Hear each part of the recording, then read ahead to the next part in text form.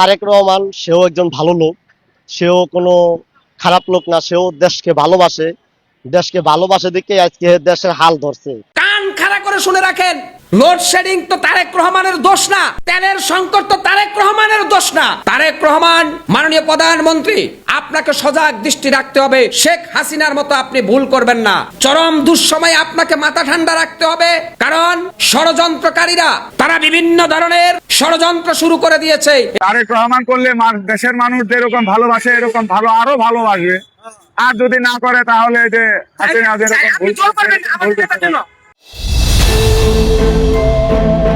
তারেক রহমান সেও একজন ভালো লোক, সেও কোনো খারাপ লোক না, সেও দেশকে ভালোবাসে দেখে আজকে দেশের হাল ধরছে, আর না সেই হাল ধরতে পারতো না। সরকার তেলের সমস্যা সমাধান করার চেষ্টা করতেছে। এখন আবার গ্যাসের সমস্যা, সেইটাও সরকার সমস্যা সমাধান করার চেষ্টা করতেছে।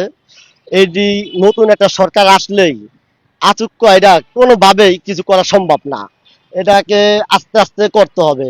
কান খাড়া করে শুনে রাখেন, লোডশেডিং তো তারেক রহমানের দোষ না, তেলের সংকট তো তারেক রহমানের দোষ না। তারেক রহমান মাননীয় প্রধানমন্ত্রী, আপনাকে সজাগ দৃষ্টি রাখতে হবে। শেখ হাসিনার মতো আপনি ভুল করবেন না। চরম দুঃসময়ে আপনাকে মাথা ঠান্ডা রাখতে হবে, কারণ ষড়যন্ত্রকারীরা তারা বিভিন্ন ধরনের ষড়যন্ত্র শুরু করে দিয়েছে এই রাষ্ট্রটাকে ধ্বংস করার জন্য। যেভাবেই হোক তারেক রহমান প্রধানমন্ত্রী হয়েছেন, 5 বছর তারেক রহমানকে সুযোগ দিতে হবে। তারপরে আমরা দেখব তারেক রহমান কতটুকু ভালো করেছেন, কতটুকু খারাপ করেছেন এই জনগণের জন্য। তারেক রহমান ক্ষমতার চেয়ারে বসেছেন, এখনো 2 মাস যায়নি। এখন কিসের আন্দোলন? আমি 11 দলীয় জোটের জামাত ইসলাম সহ প্রত্যেকটা নেতা কর্মীদেরকে হুঁশিয়ার করে দিয়ে বলতে চাই, আমি সাইফুল আপনাদের পক্ষে ছিলাম নির্বাচনের আগে, এখনো আছি, আপনাদের গণতান্ত্রিক আন্দোলনকে সমর্থন করি, কিন্তু তারেক রহমানকে ক্ষমতাচ্যুত করার আন্দোলন এখনো শুরু করবেন না। এখনো অনেক পথ আমাদের পাড়ি দিতে হবে। তারেক রহমানকে বাংলাদেশের মানুষ 5 বছর পরীক্ষা করতে চায়। 5 বছর পরে বাংলাদেশের মানুষ তারেক রহমানের সার্টিফিকেট জাতির সামনে উপস্থাপন করবেন। তার আগে কোন অবস্থাতেই তারেক রহমানের কার্যক্রমকে বাধাগ্রস্ত করা যাবে না, তাহলে বাংলাদেশ উগান্ডা হয়ে যাবে। যাদের এখনো বয়স কম কথায় কথায় আন্দোলনের হুমকি দিচ্ছেন, এটা হাসিনা বিরোধী আন্দোলন না, এটা ফ্যাসিস্ট বিরোধী আন্দোলন না। এই আন্দোলন যদি আপনারা করেন, তৃতীয় পক্ষ সুযোগ নেবে। 100% সত্য বলছি, যদি তারেক রহমানের বিরুদ্ধে এখন 11 দলীয় জোট আপনারা আন্দোলন শুরু করেন, এই আন্দোলনে তৃতীয় পক্ষ সুযোগ নিবে। সেই সুযোগ যদি তৃতীয় পক্ষকে আপনারা দেন, তাহলে এই রাষ্ট্র এবং এই রাষ্ট্রের জনগণ সব ধ্বংসের দ্বার প্রান্তে চলে যাবে। আমাদের ওই 5 আগস্ট আর কোনো কাজে আসবে না ভাই। তারেক রহমানের পথ চলাকে এখনই বাধাগ্রস্ত করা যাবে না। আমরা বিশ্বাস রাখতে চাই, শহীদ প্রেসিডেন্ট জিয়াউর রহমানের রক্ত যদি তারেক রহমানের শরীরে প্রবাহিত হয়, তারেক রহমান প্রতিহিংসার রাজনীতি করবেন না। তারেক রহমান শেখ হাসিনার মতো গণগ্রেফতারের রাজনীতি করবেন না, এটা আমরা বিশ্বাস করতে চাই। তারেক রহমান এদেশের মানুষের অধিকার হরণ করবেন না। কেন আজকে তারেক রহমানের বিরুদ্ধে আমাদের আন্দোলন করতে হবে? কেন কথায় কথায় তারেক রহমানকে হুমকি দিতে হবে? তাই বলে কি আমাকে এখন বিএনপির দালাল বলবেন? আমি সব সময় সময়ের সাথে সাথে সত্য বলি। আমার জামাত ইসলামের ভাইদেরকে ভালোবাসি, এনসিপির ভাইদেরকে ভালোবেসে বলছি, আপনারা যত্রতত্র আন্দোলন বন্ধ করুন। দেশকে এগিয়ে নিয়ে যাওয়ার জন্য সরকারের কাঁধে কাঁধ মিলিয়ে আপনারা সরকারকে বুদ্ধি সলা পরামর্শ দেন, কিভাবে রাষ্ট্রটাকে ভালোভাবে সুন্দরভাবে সামনে এগিয়ে নিয়ে যাওয়া যায়। কিন্তু আপনারা কারো কান কথা শুনে, কারো ষড়যন্ত্রের দাবার সাইলে পা দিয়ে তারেক রহমানের বিরুদ্ধে এখনই রাস্তায় নামবেন না। আমি হুঁশিয়ার করে দিয়ে বলতে চাচ্ছি, বাংলাদেশে 5 আগস্টের সকল ছাত্র জনতার ঐক্য শক্তিকে তারেক রহমানকে 5 বছর আমাদের সুযোগ দিতে হবে। তারপরে আমরা সিদ্ধান্ত নিব তারেক রহমান কতটুকু আমাদের জন্য ভালো করেছেন আর খারাপ করেছেন। তারেক রহমান শপথ গ্রহণ করার পরের থেকে তারেক রহমানের কিছু পজিটিভ দিক আমরা লক্ষ্য করছি। সেটা হচ্ছে, তারেক রহমান প্রতিহিংসার রাজনীতি করতেছেন না। তিনি তার নিজের দলের নেতা কর্মীদের লাগাম টেনে ধরেছেন তারেক রহমান। এজন্য তারেক রহমান সাধারণ মানুষের কাছে এখন গ্রহণযোগ্য হতে চলছেন। তারেক রহমান চাঁদাবাজ, ধান্দাবাজ, টেন্ডারবাজদের লাগাম টেনে ধরেছেন। তারেক রহমান জনগণের ধন্যবাদ পেতে শুরু করে দিয়েছেন। জনগণ এই প্রধানমন্ত্রী চাচ্ছে, যেই প্রধানমন্ত্রী চাঁদাবাজ, ধান্দাবাজ, তেলবাজদেরকে আশ্রয় প্রশ্রয় দিবে না। তারেক রহমান এখন পর্যন্ত সান্দাবাজ ধান্দাবাজদের কিন্তু আশ্রয় প্রশ্রয় দিচ্ছেন না। এজন্য জনগণ এই জায়গায় তারেক রহমানের প্রতি খুশি আছেন, আমরাও তারেক রহমানের প্রতি এই জায়গায় খুশি আছি। যেভাবে তিনি রাষ্ট্রটা সামনের দিকে নিয়ে যাচ্ছেন, গণতন্ত্রের সৌন্দর্য সমালোচনা।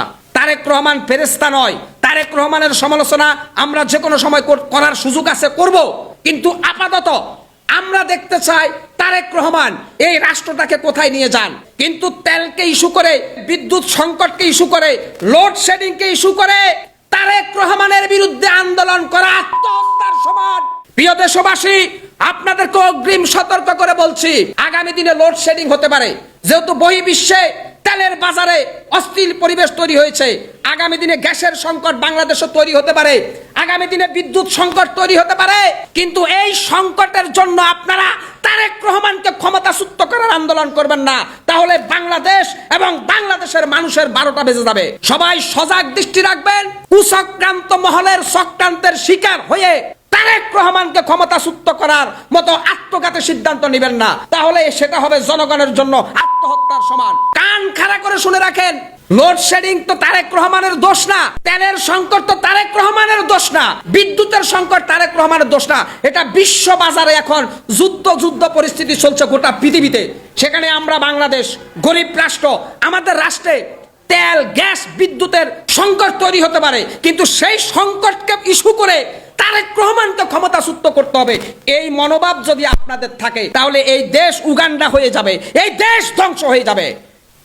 আশা করি আমি সবাইকে বুঝাতে পেরেছি। বাংলাদেশকে বিনির্মাণে হাতে হাত রেখে আমরা সবাই ঐক্যবদ্ধভাবে সামনের দিকে অগ্রসর হব গণতান্ত্রিক প্রক্রিয়ায়। সবাই ভালো থাকবেন, সুস্থ থাকবেন, আগামীর বাংলাদেশ বিনির্মাণে থাকবেন। মাননীয় প্রধানমন্ত্রী জনাব তারেক রহমান সাহেবকে আমি একটি কথা বলতে চাই। আপনি একজন মানবিক প্রধানমন্ত্রী, আপনার নিরাপত্তা জোরদার আরো কঠিন করা হোক, এবং আপনি যেভাবে চলাফেরা করছেন, বাস থেকে নেমে, গাড়ি থেকে নেমে, যেভাবে সাধারণ মানুষের সাথে কৌশল বিনিময় করছেন, যে কোনো সাধারণ নাগরিকের কাছে আপনি ছুটে যাচ্ছেন, ছোট ছোট বাচ্চাদেরকে দেখলে আপনি মানে আদর করার চেষ্টা করছেন। মনে রাখবেন, এটা বাংলাদেশ। আমাদের বাঙালি জাতি কিন্তু গাদ্দারের জাতি, এটা আমার মানে ইতিহাস থেকে প্রমাণিত। আপনি নিজেকে নিরাপদে রাখুন, আপনি নিরাপদে থাকলেই বাংলাদেশ নিরাপদে থাকবে।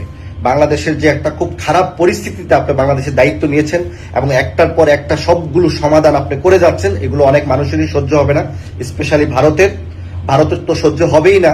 যেগুলো আপনি চ্যালেঞ্জিং মোতাবেক আপনি বাংলাদেশকে পরিচালনা করছেন। আপনি প্রথমে এসে বলেছেন আই হ্যাভ এ প্ল্যান, সেই প্ল্যান মোতাবেক আপনি একটার পর একটা সারপ্রাইজ, একটার পর একটা জনগণের কল্যাণের জন্য সবকিছু আপনি ঘোষণা করছেন বা কাজ করে যাচ্ছেন। সংসদেও আপনার বক্তব্যগুলো সে অতুলনীয় এবং সুন্দর, মানে যুক্তিসম্মত। আপনি সবাইকে বুঝিয়ে দিচ্ছেন ফ্যামিলি কার্ড, কৃষি কার্ড কিভাবে মানুষের কল্যাণে হবে, তারপরে এই টাকাগুলো কোথায় যাবে না যাবে, কিভাবে ব্যবসা বাণিজ্য বাড়বে, রাষ্ট্রীয় ফান্ড বাড়বে, বিভিন্ন কল কারখানা বাড়বে, উন্নত হবে, মানে আপনার কর্মসংস্থান হবে। এগুলো কিন্তু অন্য কোনো সরকার এই ধরনের ব্রেনও ছিল না। তো আপনি যে ব্রেন নিয়ে রাষ্ট্র পরিচালনা করছেন, প্লিজ আপনার নিরাপত্তা জোরদার রাখুন, যেন আপনার ক্ষতি না করতে পারে। আপনার ক্ষতি হওয়া মানে বাংলাদেশের মানুষের ক্ষতি হওয়া। আপনি বাংলাদেশের মানুষের সাথে আপনার নিরাপত্তা জোরদার করুন, আপনার প্রতি নজর রাখুন।